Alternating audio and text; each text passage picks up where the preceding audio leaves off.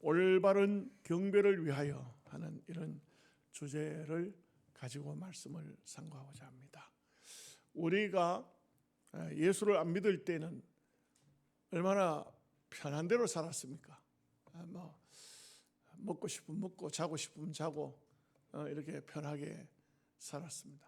이스라엘 백성들이 애굽 땅에 종으로 살 때는 자기들 마음대로 살았습니다. 그렇다고 해야 할까? 하여간 종이지만 어쨌든 간에 그 속에서 자기들 자유를 가지고 살았다고 할 수 있겠죠. 마음대로 했다. 억압받으면서도 자기들 마음대로 살았다고 할 수 있겠죠. 규율이 없고 법도가 없습니다. 거기는 어떤 율법도 없고 예배도 없습니다. 그러나 이 백성을 애굽 땅에서 하나님은 구속해냈습니다. 예수 그리스도의 보혈을 장차 통하여서 구속할 것을 예표로 보여주는 것이 마지막 날 양을 잡아 피를 발라서 그들을 구속해낸 것입니다. 그렇게 함으로 광야에 나왔습니다. 많은 우여곡절을 겪고 시내산 밑에 왔을 때 드디어 이제는 하나님께서 법도를 주십니다. 율법을 주시는 거예요. 율법을. 이 율법의 말씀은 굉장히 엄해요.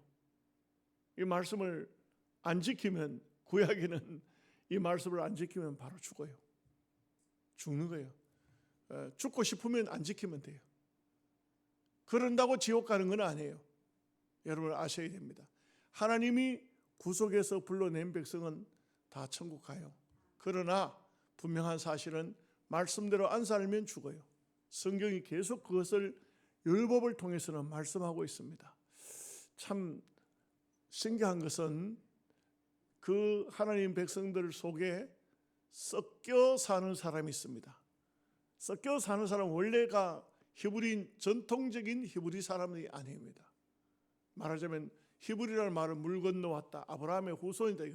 아브라함이 갈대아 우르 땅에서 유브라테스를 건너왔다는 것이 히브리라 그래요. 히브리, 건너왔다. 물을 건너왔다. 히브리라 그래요.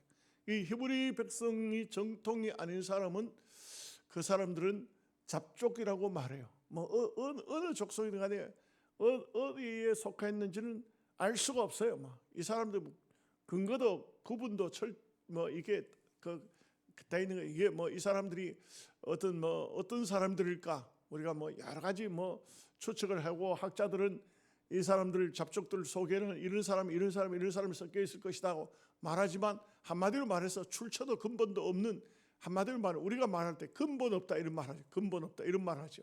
근본이 없다는 것은 양반도 아니고 뿌리도 없고 어디서 왔는지 어떻게 이 사람이 존재하는지도 모르는 그런 사람들이에요.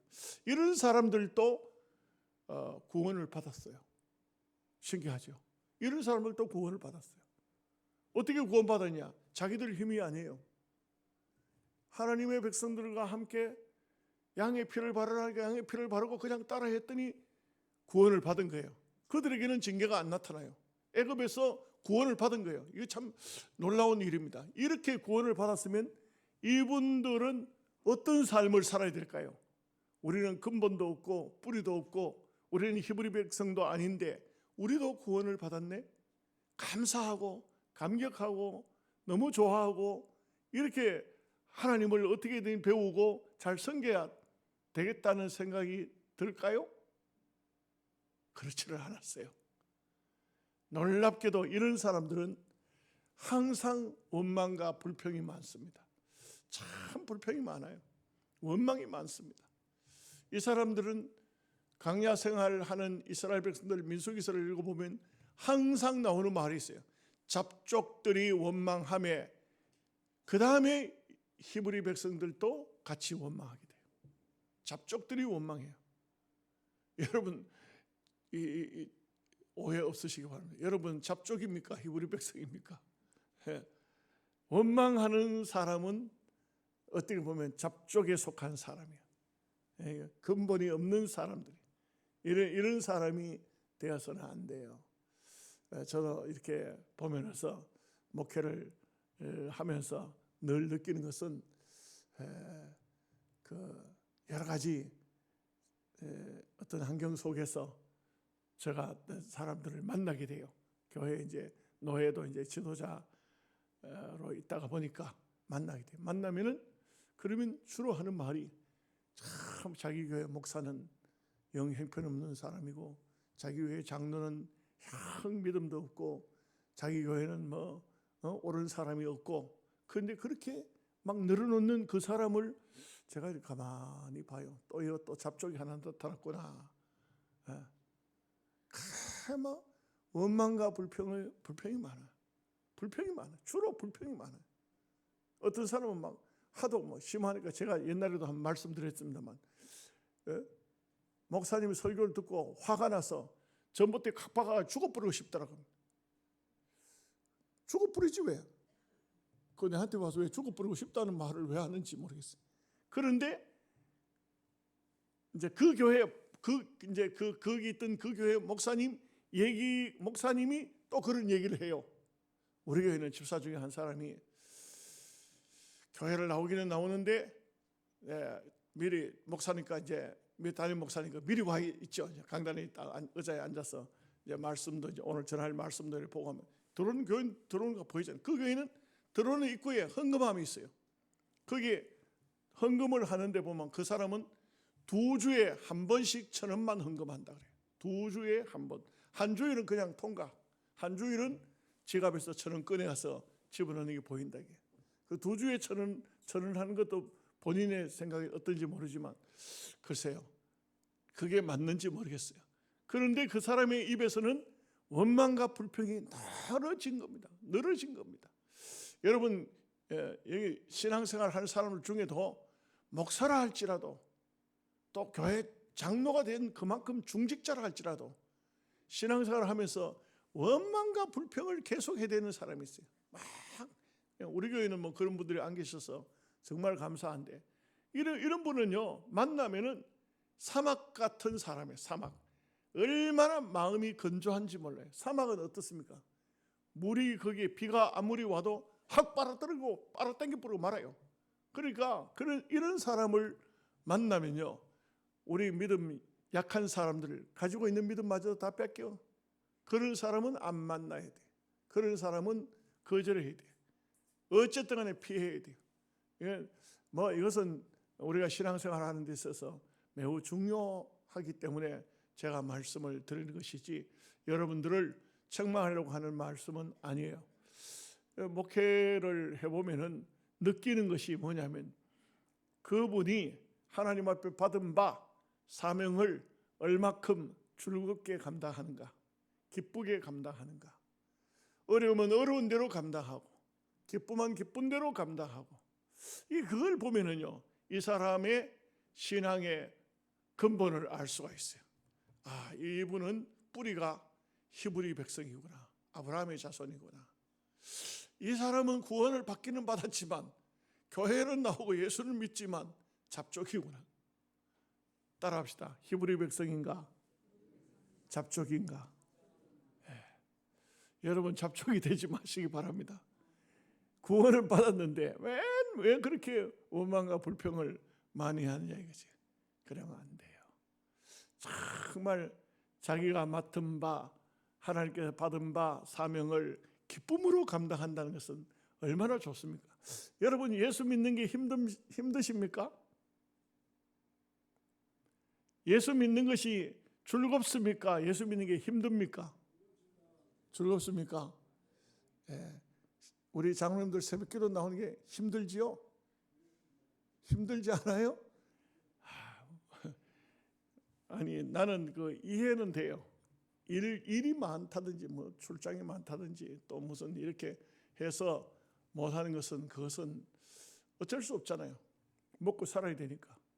그러나 우리가 신앙생활에 있어서 정말이지 이게 습관적으로 내게 몸에 배어 있을 정도로 주님 앞에 주님께서 나를 보고 싶어 하신다. 주님 이런 마음이죠. 인간적인 마음이지만 인본적으로 말할 때 우리 부모가 나를 얼마나 좋아하는데 얼마나 사랑하는데 왜요? 우리 부모가 나를 낳았잖아요. 부모가 나를 얼마나 좋아하는데 나를 얼마나 보고 싶어 하는데 내가 안 가면 우리 아버지 어머니가 얼마나 섭섭해할 텐데. 영적으로 성경은 영적으로 하나님께서 계속해서 하신 말씀이 내가 너를 낳았다 합니다. 내가 너를 낳았다. 내가 너를 조성했다. 이게 우리가 하나님의 자녀라는 근본이죠. 제가 외국에 가서도 집회를 할 때 잊혀지지 않는 것이 뭐냐 하면은 그 가서 이제 집회는 한 주간 끝이 났습니다. 그 다음에 이제 한 달 이상을 그 교회에서 신앙생활을 하는데 제가 목사님한테 부탁을 했어요. 목사님, 제가 목사가 설교를 안 하고 설교를 듣고 있는 것이 좀 힘들 것 같습니다. 그러니까 주일날 오전 오후 중에 1시간은 저한테 좀 맡겨주시면 안 되겠습니까? 했더니 그 목사님이 아이고 뭐라 하냐면은 대환영입니다. 아주 오전 오후 다 맡으십시오. 한 달 동안 수요일까지도 안 나가시면 다 하십시오 이러는 거야. 그 나는 그냥 1시간만 일주일에 1시간만을 주면은 참 감사하겠다 했는데 다 하라는 거예요. 그 제가 그래 하겠습니다. 감사합니다. 한 달 동안은 제가 이 교회에서 목회하는군요. 감사합니다. 이렇게 했는데 그분이 뭐라고 하냐면 매번 그 얘기해요. 편하다. 이제 설교 준비 안 해도 된다. 한 달 동안 이제 놀아도 된다. 이렇게 말해요. 제가 속으로 느끼는 게 뭐냐? 왜 이분이 이런 말을 할까? 그래요. 우리 노회에서도 목사님들이 어떤 차례가 돼가지고 설교가 돌아오면 나 왜 나한테 설교를 왜 맡길라 합니까? 이런 분들이 계시더라고요. 안 하려고 그래요. 안 하려고 그래요. 근데 정말 중요한 것은 목사는 옛날 그 설교학을 가르친 이성은 목사님 이런 말씀이에요. 목사는 목회에 있어서 설교가 80% 차지한다. 이거 얼마나 중요합니까? 설교가. 그 외에 20%는 그 외에 무슨 다른 거 뭐 이렇게 다 차지하는 것이지 설교가 80%를 차지한다. 50%도 아니에요. 80%를 차지한다. 그러면은 목사는요 설교에 대해서 정말 다른 거 없어요. 목사는 설교에 대해서는 전심전력을 해야 되는 거지. 그게 목회의 80%를 하니까. 목회만 설교만 잘하면 80점 따는 거 아니에요. 그러니 이게 얼마나 중요한 거예요. 그런데 목사님들이 그걸 안 하려 하더라고. 이런 부분이 제가 왜 이렇게 말씀을 드리냐면 이게 바로 신앙생활에 있어서 정말 중요하다. 하나님께서 내게 주신 은사가 뭐냐? 은사가 뭐냐? 법을 통해서 신학교를 통해서 목사의 직분을 줬느냐? 하나님께서 또 교회를 통해서 여러 가정을 겪어서 장로라는 직분을 줬느냐? 권사의 직분을 줬느냐? 이것은요 그 직분에 대해서 정말 중요한 거예요. 직분을 받은 사람과 받지 않은 사람은 차이가 있는 거예요. 왜? 하나님께서 이스라엘 백성을 불러낸 이유가 뭡니까? 하나님을 경배하게 하려고. 오늘 우리도 똑같습니다. 하나님께서 우리에게 이런 귀중한 여러 가지 은총을 주시고 또 그 다음에 직분을 주시고 하나님께서 부르시는 이유가 뭐냐? 예배 때문에. 예배보다 더 중요한 것은 아무것도 없어요. 어떤 것도 중요하지 않아요. 여러분 좀 힘들면 좀 쉬었으면 좋겠다 이런 생각 듭니까? 다른 건 다 쉬어도 예배는 쉬면 안 돼요.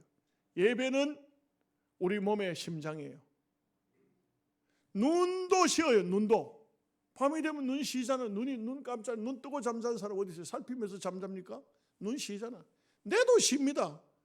뇌도 쉬는 거예요. 뇌도 쉬는 거예요. 다 쉬는 거예요. 다 보면서 팔도 다리도 다 쉬어요.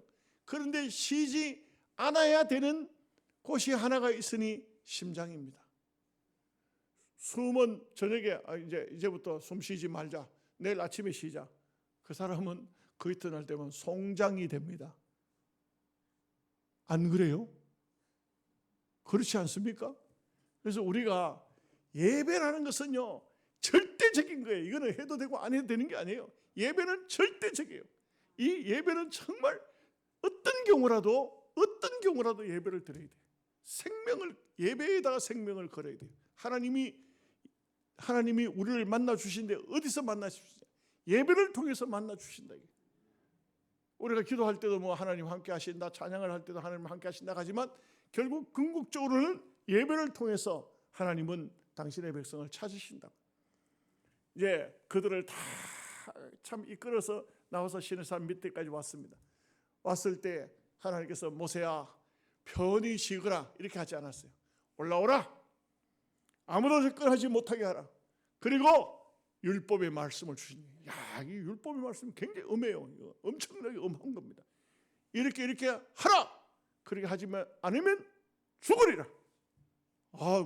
엄청난 무서운 말씀이 주어지는 거예요. 이게. 세부적으로 보면은 나중에 보면요, 이렇게 하면 죽는다 하는 말씀만. 레위기 성경을 보면 끊쳐지리라. 나무가 가지가 딱 있는데 가지가 딱 끊어버리면 거기 잎이 다 살아있는 것 같고 열매가 붙어있는 것 같고 하지만 죽은 거예요. 끊쳐지리라. 이거 무서운 말씀인 것이에요. 그래서 우리가 정말 중요하게 여기는 것은 어떤 상황이 와도 어떤 형편이 되어도 예배는 드려야 된다. 예배를 드려야 된다. 제가 참 인상적으로 남는 것이 시골교회, 저는 그때 어릴 적이에요. 시골교회 부흥회가 열렸는데 그 부흥회에 막 중간에 난로 하나 놓고 막 그 나무 장작 같은 거 집어넣고 떼고 이러는데 그 부흥회가 열렸는데 그 교회 집사님이 그 교회에 말하자면은 중심이에요. 어떤 집사님 한 분이. 근데 그분이 한겨울에 몹시도 추웠던 것 같아. 몹시도 몸살이 나서 아픈 것 같아. 이분이 뭐 우리처럼 이런 좋은 꽃담요 이런 것도 없고 이불 그걸 난로 앞에 갖다 놓고 그걸 뒤집어 쓰고 앉았어. 이만큼 차지한 거야. 이만큼. 그 어릴 적이지만 이렇게 보고 하는데, 그런데 그런 얘기를 하는 거예요. 권사님이.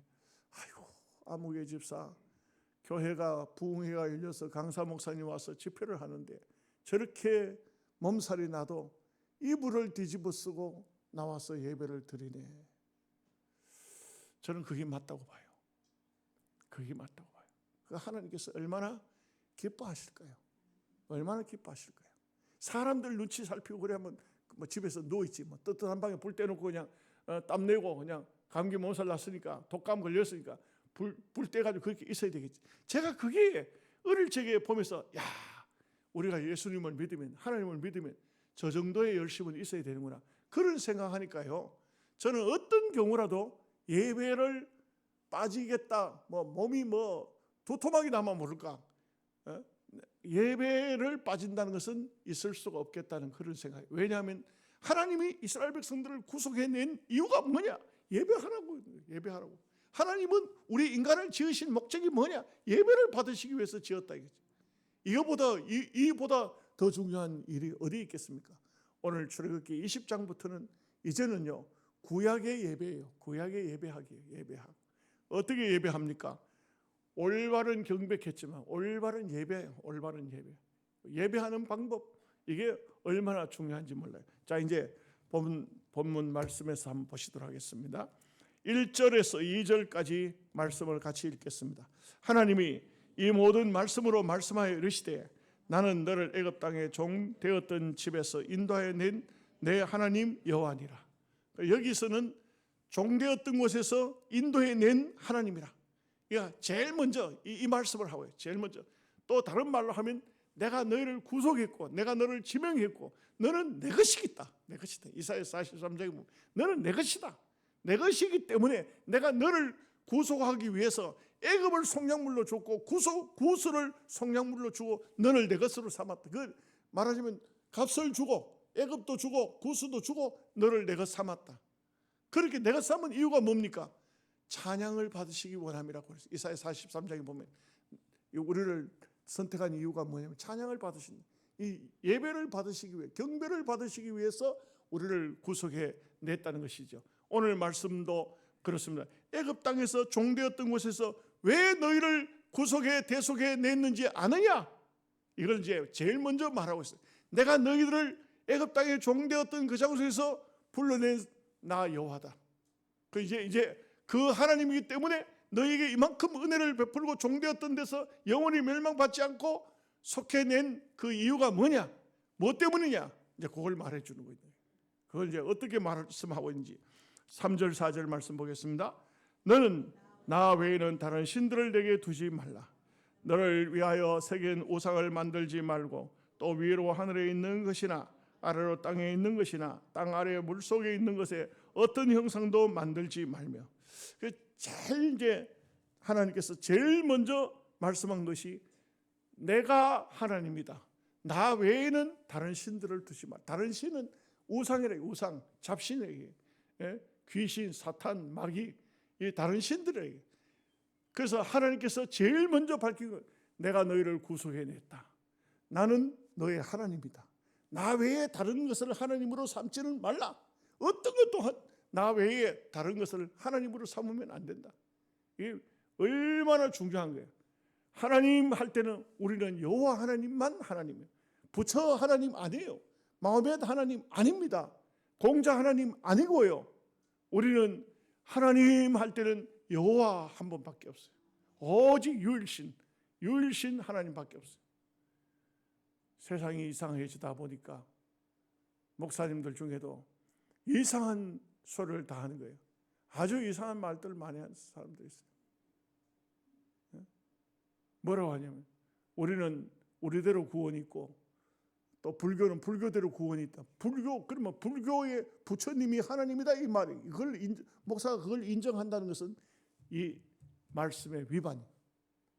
무서운 죄를 짓는 거예요. 여자가 한 남자에게 시집을 왔습니다. 내 남편 외에도 남편이 많다 이렇게 말하는 거 그는 창부예요. 창녀예요. 옳은 여자가 아니에요. 절대 우리는 여호와 하나님 외에는 하나님이 우리에게는 없습니다.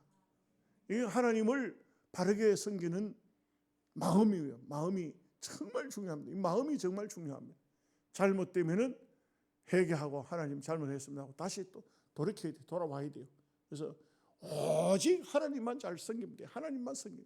하나님만 일평생 내 생명 다하는 그날까지, 내 숨쉬는 그날까지 여호와 하나님만 섬기는 거예요. 하늘 위에도 땅 위에도 땅 아래도 없습니다. 다른 것은 없습니다. 어떤 것도 하나님이 될 수 없고 하나님으로 대신해서는 안 됩니다.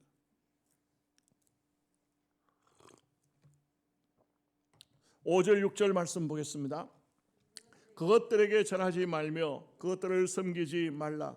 나 내 하나님 여호와는 질투하는 하나님이즉 나를 미워하는 자의 죄를 갚되 아버지로부터 아들에게로 3, 4대까지 이르게 하거니와 나를 사랑하고 내 계명을 지키는 자에게는 1000대까지 은혜를 베푸느니라. 참 하나님 백성이 되기 전에는 하나님께서 대속하여 이 시내산까지 부르기 전에는 이런 말씀이 있는지조차도 몰랐어요.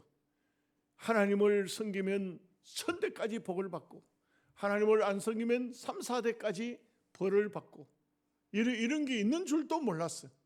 하나님을 어떻게 섬겨야 되는지 어떤 조건을 전혀 몰랐어요. 말씀을 주었다는 것은, 이 계명을 주었다는 것은 이것은 하나님 백성이 되었기 때문에 주는 거예요. 하나님 백성 아니면 이런 말을 어디 들을 때도 없고 줄 때도 없습니다. 절대 하나님 백성이기 때문에 하나님께서는 이런 말씀을 하는 겁니다. 왜 죄를 지으면은 3, 4대까지 그 벌이 내려갈까? 왜 벌이 내려갈까? 저는 볼 때 그렇더라고요. 우상을 많이 섬기죠. 우상을 섬기는데 이 어떤 목사님이 그걸 연구를 하고 조사를 했어요. 그리고 발표가 됐어요. 무당 집안 3대 정도 무당하면 그 집에서 아주 희한한 자녀들이 태어난다. 간질병하고 귀신 들리고 무슨 암에 걸려서 이런 자녀들이 아주 불치병에 아주 병이란 병을 다 안고 있는 자식들이 그 가정에서 태어나더라고요. 제가 이렇게 가만히 보니까 저 시골 교회 어디에 가 보니까 아이가 간질도 하고 막 이상하게 어릴 적부터 소아마비를 알아가지고 이런 자녀가 중직자 가정의 자녀예요. 그래서 정말 이상하다 했더니 3대 무당을 했다 그래요. 그러니까 그 3대 무당, 마지막 무당이었던 이 사람이 예수님을 믿었어요. 예수님을 믿어가지고 그래 무당을 그만두고 자기 그 남편은 장례비사가 되고 이래 교회 섬기는데 그런 아들이 태어났어요. 참 안타깝더라고요. 이 아이가 또 이렇게 교회를 굉장히 좋아해요. 그 교회를 좋아하고 제가 신방하면 늘 저 따라다녀요. 저도 뭐 할 일이 없으니까 뭐 공부를 했겠어, 뭘 했겠어요. 따라와요. 따라오다가 갑자기 따라오다가 갑자기 픽 도랄가에 자빠져 가지고 막 거품을 품고 이거 내가 뭐 어떻게 할 수가 없어. 나 그런 거 처음 보니까 막 어째 할 수가 없어. 막 신방도 못 가고 아이를 붙잡고 막 아이고 하나님 이 야가 왜 이러십니까? 그러면 실컷 그렇게 하다가 또 일어나 가지고 그 다음에 또 막 이렇게 닦고 씻고 그 다음에 이제 또 멀쩡하거든요. 정말 마음이 아프더라고요. 그게 바로 죄에 대한 대가예요. 우상을 섬긴, 귀신을 섬긴 대가더라고. 고목나무를 섬기든지 무당을 하든지 어떤 잡귀신을 계속적으로 섬기면 그 집안은 3대쯤 되면요 벌써 자식들이 참 이상한 자식들이 막 태어나. 4대째 되면 아예 자식도 없어. 더 벌을 주려고 해도 벌 줄 게 없어요. 그래서 제가 볼 때는 그런 가정에 3대째 무당하다가 3대 무당을 안 할 수가 없는 게 귀신이 자꾸 임하니까. 우리 예수 믿는 사람은 예수 믿어 성령 받듯이 귀신이 임하니까 어떻게 하겠어요? 귀신이 들어오니까 그 귀신 신 받는다. 이런 귀신이 임하니까 그렇게 자녀들이요 이상한 자녀들이 막 태어나는 거예요. 우리가 참 예수님을 믿고 정결하게 깨끗하게 말씀대로 부자가 안 돼도 돼요. 권력자가 안 돼도 돼요. 깨끗하게만 살면 우리 자녀들이 훌륭한 자녀들이 나와요. 정신이 맑고 아주 경건하고 깨끗한 그런 자녀들이 태어난다. 우리가 예수님을 잘 믿어야 되는 이유가 여기에 있는 거예요. 후손들이 복받기 위해서. 내가 뭐 잘 먹고 잘 살때 후손들이 안 되면 뭐 해요? 그 말짱 돌무기잖아. 아무것도 아니잖아요. 내가 비록 별로 복 못 받아도 나는 경건하게만 산다. 깨끗하게만 산다. 하나님만 잘 믿겠다. 이러면 우리 후손들이 잘 된다니까. 여러분 후손이 잘 돼야 돼요? 여러분이 잘 돼야 돼요? 대답을 안 해요. 천대까지 복을 여러분들은 예수 잘 믿어 천대까지 복이 임하시기를 바랍니다. 참 이 복보다 더 귀한 복이 어디 있어요? 자 7절 말씀 보겠습니다. 너는 내 하나님 여호와의 이름을 망령되게 부르지 말라. 여호와는 그의 이름을 망령되게 부르는 자를 죄 없다 하지 아니하리라. 참 중요한 것이 우리가 하나님의 이름을 부를 때 망령되게 부르지 말라. 함부로 하나님의 이름을 부르지 말아요. 우리가 그 성경을 여러분 이게 참 제가 말씀을 드린 적도 있습니다만 이 성경을 번역한 이 사람 신학자들이 대부분 보면은요 자유주의 신학자들이에요. 자유주의 신학자들이니까 하나님의 거룩성을 성경 속에 담을 생각을 안 해요. 그냥 문자대로만 옮겨서 이렇게 해석을 해요. 그러다 보니까 우리가 옛날에는 하나님을 어떻게 부르냐? 아바 아버지라 이렇게 불렀어요. 아바 아버지라. 요즘에는 아빠 아버지라 그래요. 인간적으로 보면 아주 막 어린아이가 아빠 하면서 부르면서 아빠 아버지를 부르는 모습이 더 친근해 보이고 좋아 보이죠. 그러나 이 말씀대로 보면 그렇지 않아요. 이 말씀대로 보면 아바 아버지라는 것은 엄청나게 존경하고 또 존경하고 거룩하게 부르는 아버지예요. 아바 아버지 하는 것은 이것은 굉장히 존경과 거룩성이 담겨 있는 것이에요. 누가 임금님 앞에 가가지고 상감마마하지 임금님 상감마마 이런 식으로 안 한다 이게. 말을 함부로 저속하게 하지 않는다 이게. 거룩하게 한다. 거룩한 말을 우리가 하나님의 이름을 부를 때도 거룩하신 우리가 부를 때 어떻게 불러야 됩니까? 우리가 부르는 것도 거룩하신 하나님, 전능하신 하나님, 살아계신 하나님 이렇게 하지 누가 그 촐싹촐싹 어린아이들처럼 그래 합니까? 물론 뭐 어린아이처럼 하는 것은 아주 뭐 상당히 더 자기들 생각에는 자유주의 학자들이 볼 때는 하나님과 친근감을 느끼는 것 같지만, 그러나 우리가 하나님의 이름을 부를 때는 오늘 말씀에 보면 여호와는 그의 이름을 망령되게 부른 자를 죄 없다 하지 아니하리라. 물론 그게 망령됐다는 말은 아니지만 우리는 하나님을 거룩하게 불러야 된다, 이것을 말하고 있어요. 그래서 우리가 거룩하신 하나님, 우리가 그 거룩하신 하나님을 상대할 때도 우리의 마음도 거룩한 마음을 가지고 상대해야 된다. 우리가 참 마음 자세라는 게 얼마나 중요한지 몰라요. 우리가 예배를 들어올 때 정말 이 저는 하나님의 전이요 살아계신 하나님께서 주인이신 교회에 왔다는 마음으로 경건하게 들어와서 예배를 드리는 게 얼마나 중요합니까? 이 사람들이 보면은 예배를 들어오는 사람들이 보면은 믿음이 좀 이렇게 마음에 딱 배어 있고 이런 분들은 들어오면서 들어오는 자세부터 다르죠. 경건하게 옷차림새도 아주 참 경건한 옷을 입고 와서 예배를 드리고, 예배가 끝나도 묵도성을 부르면 하나님 감사합니다, 오늘 예배 말씀을 은혜 많이 받았는데 이 말씀대로 지키게 해주세요 하고 마지막 기도를 하잖아요. 근데 축도를 하면서 축도를 하고 축도 딱 끝나고 손을 내리고 보면 어떤 사람은 눈을 뜨고 말똥말똥 목사를 쳐다보고 있어요. 아직도 신앙이 없다는 거예요. 신앙이 없다. 정치하는 분들이 주로 들어옵니다만 그 정치하는 분들이 보면은 우리 교인들하고 차이가 확 나요. 왜가 나오냐? 들어올 때 기도 안 해요. 축도할 때도 기도 안 하고 쳐다보고 목사 쳐다보고 있는 거예요. 저 사람 왜 저러고 있나? 예? 여러분, 우리가 신앙생활은 저속하면 안 돼요. 거룩해야 돼요. 말도 거룩해야 되고 우리의 행동도 거룩해야 돼요. 이런 거룩이 필요한 것입니다. 8절에서 10절까지 말씀 보겠습니다. 안식일을 기억하여 거룩하게 지키라. 여세 동안은 힘써 내 모든 일을 행할 것이나 일곱째 날은 내 하나님 여호와의 안식일인즉 너나 내 아들이나 내 딸이나 내 남종이나 내 여종이나 내 가축이나 내 문 안에 머무는 객이라도 아무 일도 하지 말라. 참 이게 얼마나 중요하게 말씀을 주었는지 몰라요. 다른 날은 힘써 일하라. 6일 동안은 힘써 일하라. 그러나 안식일은 거룩히 지켜라. 구약적인 안식일은 토요일이에요. 토요일입니다. 신앙 시대에 와서는 이제 주일을 지킵니다만 지금은 이제 뭐 토요일 날 또 일 거의 안 하죠. 토요일 날 일하는 사람 별로 없습니다. 물론 뭐 혼자 개인적으로 하는 사람들은 일을 하지만, 그러나 우리는 지금 현재는 이게 안식일이 주일로 바뀌었어요. 예수님이 부활하심으로써 예수님의 부활이 주일날, 주님의 주일날이라는 것은 주님의 날을 이런 주님의 날로 바뀌었어요. 주님의 날로 바뀌었지만 그러나 6일 동안은 열심히 일하고 월, 화, 수, 목, 금, 토까지는 열심히 일하고 주일은 쉬라게 아무것도 하지 말라. 육신적인 일은 아무것도 하지 말라.